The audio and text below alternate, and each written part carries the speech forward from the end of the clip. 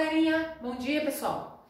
Gente, a gente agora vai falar sobre a nossa unidade 8, tá? E começando lá o assunto falando sobre saúde e tecnologia. Quando a gente fala saúde, basicamente a gente lembra de remédio, né? Lembra de medicamentos. A tecnologia está relacionada diretamente a isso, tá? Graças à tecnologia, que foi avançando a cada período, né? A gente consegue hoje tratar muitas coisas com o uso de medicamentos, né? Então, aqui está a demonstração. Os medicamentos é uma forma de avanço, né, na área da tecnologia para a saúde. A gente vai estar trabalhando lá no seu conteúdo, do seu livro didático, da página 29 até a página 34, tá? Bem, saúde e tecnologia. Primeiramente, o que seria saúde, né? Porque a gente entende que saúde é não estar doente. Será que essa é a forma correta? Não é a forma correta, não é a definição correta para saúde. Tá? Saúde, na verdade, envolve o bem-estar físico em geral. Tanto bem-estar físico, também social, né? Você estar bem com as pessoas que te rodeiam. Saúde mental, né? Envolve um conceito amplo e muito dinâmico. Não é só não estar doente, né? Ter uma vida saudável relaciona também ao direito universal. Isso quer dizer que todos têm direito às condições básicas de assistência médica e qualidade de vida. Quando a gente fala qualidade de vida, a gente está falando de uma condição de viver bem, né? Aquilo que você acha que é uma condição que te favorece, que te dá uma condição boa de viver. Então vamos dar um exemplo. Eu moro numa região que, para mim, eu acho, no meu ponto de vista, eu não tenho liberdade, eu tenho medo de sair, eu não me alimento direito, os filhos não conseguem brincar, não podem brincar. Isso é qualidade de vida? No meu ponto de vista, não. Então eu vou buscar algo que eu tenha qualidade de vida. Mas para uma outra pessoa, por exemplo, o meu vizinho daquele lugar, aquilo ali para ele é excelente. Tudo aquilo ali ele já se adaptou, ele gosta daquilo ali. Na verdade, por exemplo, ele sair dali e morar no meio do mato, só ele, aquilo ali não é qualidade de vida para ele vai entrar em depressão. Então, entendeu? É muito relativo, muda de pessoa para pessoa, tá? É muito relativo. Então, quando a gente fala de dimensões, né, relacionadas à saúde, a gente pode relacionar tanto a saúde individual, né, de um indivíduo somente, quanto a saúde coletiva, que envolve várias pessoas, né? No nível individual, a saúde está relacionada ao cuidado com a própria pessoa, né? O cuidado consigo mesmo e a busca de hábitos saudáveis. Já a dimensão coletiva, ela depende das condições de vida da população e da comunidade da região das quais vivem, tá? Bem, baseado na Organização Mundial de Saúde, a saúde é um estado de completo bem-estar físico, mental e social e não consiste apenas na ausência de doença ou enfermidade, conforme a gente falou, tá? Não é saúde é não estar doente, não é bem assim, né? Os governos, eles têm a responsabilidade pela saúde dos seus povos, a qual só pode ser assumida pelo estabelecimento de medidas sanitárias e sociais adequadas. Tá? Isso aqui é basicamente o que a gente falou no momento anterior, só que mostrando, baseado na própria Organização Mundial de Saúde. Tá?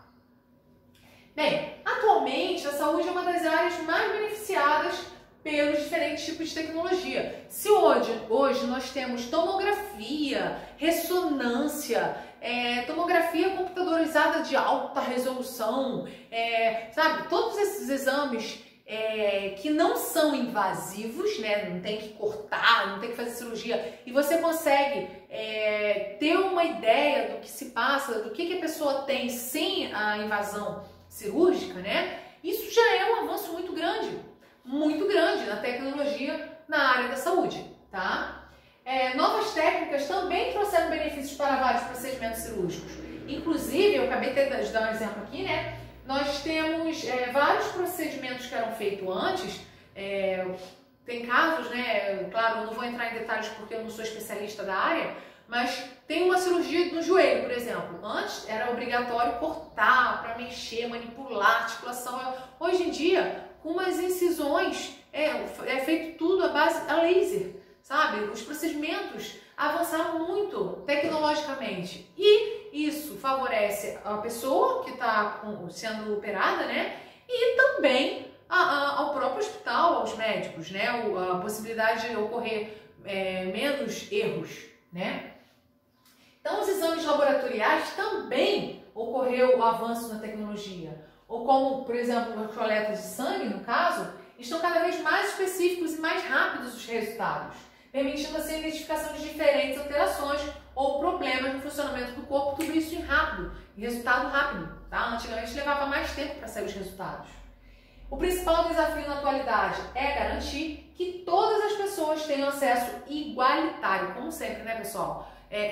O desequilíbrio econômico, né?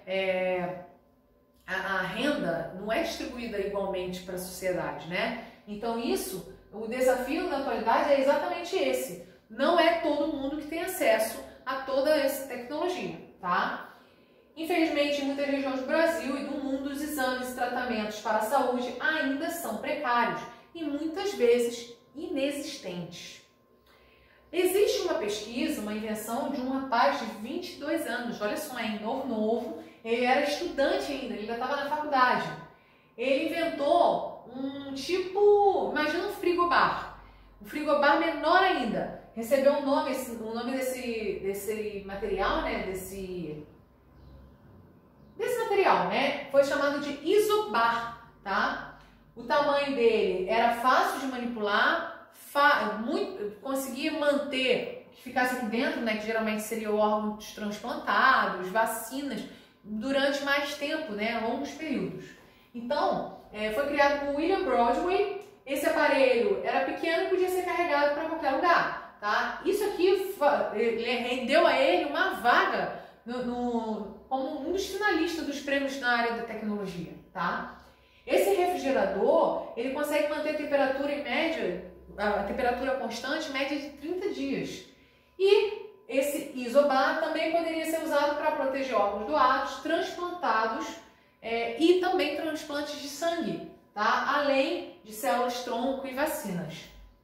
A invenção não é especialmente essa invenção não é especialmente complexa, mas o enfoque prático poderia solucionar um problema que causa milhares de mortes por ano, o risco de que as vacinas não cheguem ao seu destino e a tempo em países em desenvolvimento. Isso daqui, gente, favoreceu e favorece, né, com que alcance a locais que antes não se conseguia chegar por dificuldades de acesso, né, e tempo disponível. Então, as vacinas, por exemplo, ela tem um tempo, tem que ficar em temperatura como aqui, ó, temperatura de 2 até 8 graus Celsius.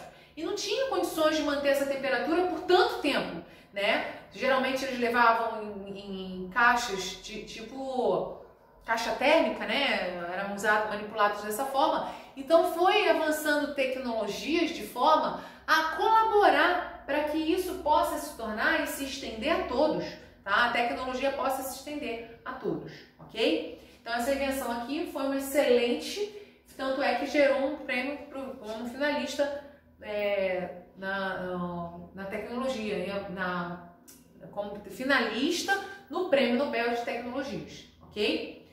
Medicamentos. Os medicamentos, eles também são incluídos entre as tecnologias que auxiliam na manutenção da saúde, tá? Somente a partir da década de 1940, com a identificação e comercialização de medicamentos que combatem bactérias, os chamados antibióticos, que as infecções causadas por elas passaram a ser tratadas, evitando muitas mortes. Esse cara aqui é o conhecido Alexander Fleming. Ele era um médico que trabalhava com bactérias, tá? Ele trabalhava ele tinha toda a cultura dele, ele fazia cultivo de bactérias com propósitos relacionados à bactéria. E aí, num dos cultivos dele, houve uma contaminação por fungo.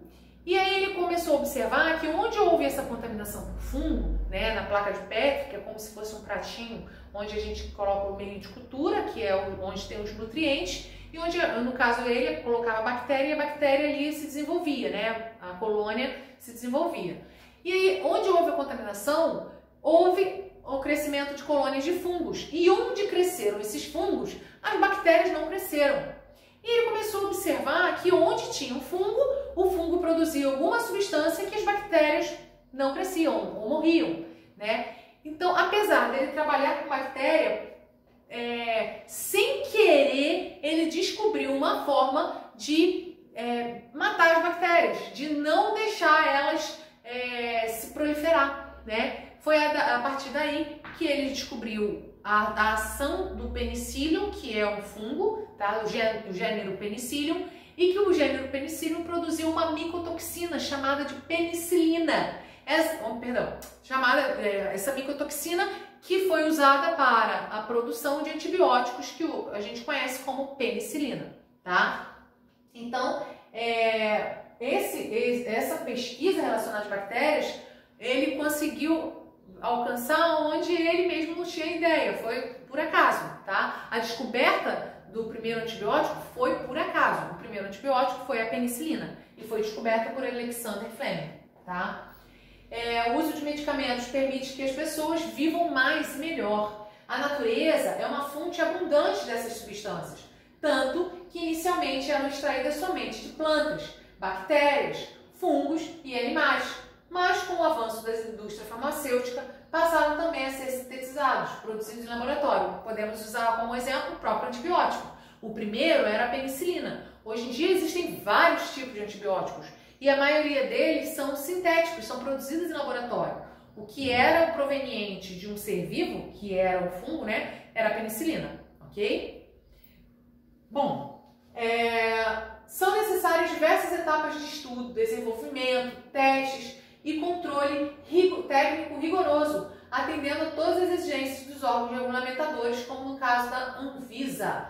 Gente, da pesquisa até a produção e venda, ou seja, da pesquisa de um certo medicamento até a produção e venda desse medicamento, não é rápido. É um processo que se leva em média de 10 anos para acontecer, tá? Além de todas as etapas que se sucedem, ainda tem que aguardar a autorização da Anvisa, tá? A análise dos efeitos colaterais, que são sintomas ou problemas que podem surgir com o uso do medicamento. Tem medicamentos que às vezes é liberado pela Anvisa e aí depois é retirado de circulação porque está gerando certos efeitos colaterais, que está gerando morte, que está gerando problemas, complicações, né? E isso mesmo depois de ser tanto tempo aguardando para ser liberado pela Anvisa, tá? Bom, muitas doenças ainda permanecem sem medicamentos efetivos para prevenir sua ocorrência ou para curá-los. A malária, por exemplo, a dengue e diversos tipos de câncer são exemplos, tá? Um detalhe muito importante que vai chamar bastante a atenção de cada um de vocês é o seguinte: geralmente a gente compra um remédio, usa quando necessário, né? Por exemplo, comprou o remédio porque eu estava doente, precisava desse remédio agora. Só que você não toma ele todo, né? Você tomou, por exemplo, remédio para infecção, para dor de barriga, por exemplo, né? Você comprou remédio para dor de barriga, tomou, e aí você ficou bom, você largou o remédio de lado. Aí passam 4, 5 anos, aí você fica de novo. Aí você acha que você pegando esse remédio que você usou há 4, 5 anos atrás, que ele vai resolver. Gente, remédio, assim como qualquer outra coisa, tem validade. E quando o remédio vence, dá o vencimento dele, ele pode ter ação contrária, se não for ação pior, tá? Ele pode gerar outras consequências, ok? Então, muito cuidado com medicamentos vencidos, tá? Eles não devem ser tomados, né? Não devem ser tomados fora da validade e também não devem ser descartados em lixo comum e muito menos em vaso sanitário, tá? Existem pontos de coleta que você pode entregar isso daí. Algumas farmácias coletam medicamentos vencidos, postos de saúde também fazem a coleta desses medicamentos vencidos, tá? Bem, lá no seu livro, no Saiba Mais, está contando a história com relação ao surgimento da anestesia e é bem interessante, tá? Eu vou fazer a leitura aqui e no Meet a gente vai discutir sobre ele, tá? 2 dentistas e a incrível história da anestesia. E aí? Vamos ao dentista dar uma geral naquele dente que dói há tempos? Não. Por quê? Medo do motorzinho? Acha que vai doer? Vai não. Já temos anestesia. Abra a boca, relaxe e imagine como seria pouco menos de 200 anos atrás. Imaginou? Pois bem, nós lhe contamos. Doía pacas. E isso para uma simples extração de dentes. Para abrir a barriga, então, nem perca seu tempo imaginando. Era um tipo de cirurgia raramente praticado até o século XIX. Operar dentro do crânio, do tórax ou mesmo do abdômen era praticamente impossível. Conta o médico Moacir Solar.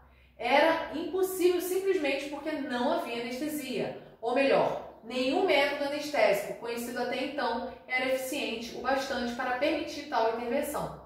A qualidade básica do cirurgião era a rapidez, prossegue Ciliar. Ele tinha de lutar com a agitação dos pacientes, muitos dos quais eram amarrados. Os mais sortudos desmaiavam. Os pacientes só deixaram de ser amarrados e desmaiar graças a 2 dentistas norte-americanos, Horace Wills e William Thomas Green Morton. O primeiro ficou conhecido por utilizar o óxido nitroso, também chamado de gás hilariante, como anestésico. O segundo entrou para a história da medicina por protagonizar a primeira demonstração pública do éter numa cirurgia. Wills trabalhava em Hartford, Connecticut. Em 11 de dezembro de 1844, aos 29 anos, sentou-se na cadeira do dentista de seu próprio consultório e ordenou a um colega que extraísse um dente ciso que o incomodava. O procedimento não doeu nada. Começou uma nova era na extração dentária, exclamou Wills, já com um dente a menos. Bem, vocês percebem que hoje em dia, se a gente acha ruim, né, ter que fazer uma cirurgia tendo anestesia, imagina antes, né, que não se tinha anestesia, era doído e a pessoa chegava a desmaiar de tanta dor e não tinha para onde correr, né? Então era bem complicado. A gente vai conversar sobre isso daqui no Meet, que eu quero interagir com vocês, tá? E a gente vai falar sobre isso daqui e comparando com antes e hoje, ok? Bem, expectativa de vida. O uso de novas tecnologias associadas ao tratamento e ao diagnóstico de problemas de saúde possibilita o aumento da expectativa de vida. O que seria expectativa de vida? Expectativa de vida, gente, basicamente é um número médio de tempo de vida, de anos que uma pessoa pode viver, tá? Aí, conforme o livro define aí, ó, expectativa de vida corresponde a um número médio de anos que uma geração de indivíduos pode viver. Ou seja, indica a longevidade de determinada população em determinada época. Então, de acordo com a tecnologia, o uso de medicamentos, o uso que nós temos atualmente, vocês percebem que isso está prorrogando o tempo de vida das pessoas, né? Então, o que antigamente era 45 anos, hoje em dia já se vive em média de 70 anos, né? E tem regiões do planeta que vivem até 86 anos, como na Suíça, por exemplo, né? Suíça, Japão, enfim. Bem, pessoal, então, nesse primeiro momento, a gente encerra aqui. Vocês vão fazer as atividades da página 33 e 34 do seu livro didático, tá? E as páginas 19 e 20 do seu livro de atividade. Galera, bastante atenção. A turma de vocês está com um probleminha sério de vocês não fazerem as atividades quando vocês assistem a videoaula para o Meet. Vocês assistem essa videoaula e uma semana depois vocês têm o Meet. Está sendo distribuído aqui a quantidade de atividades exatamente para vocês conseguirem fazer para conversarmos e interagirmos lá no Meet. Eu vou estar perguntando, assim como no bimestre anterior, assim como nos Meets anteriores, tá? Eu vou estar perguntando as questões para vocês. Façam com atenção, tá? Lembre-se que vale pontos daí, tá bom? Então é isso, galera. Até o próximo momento de aula.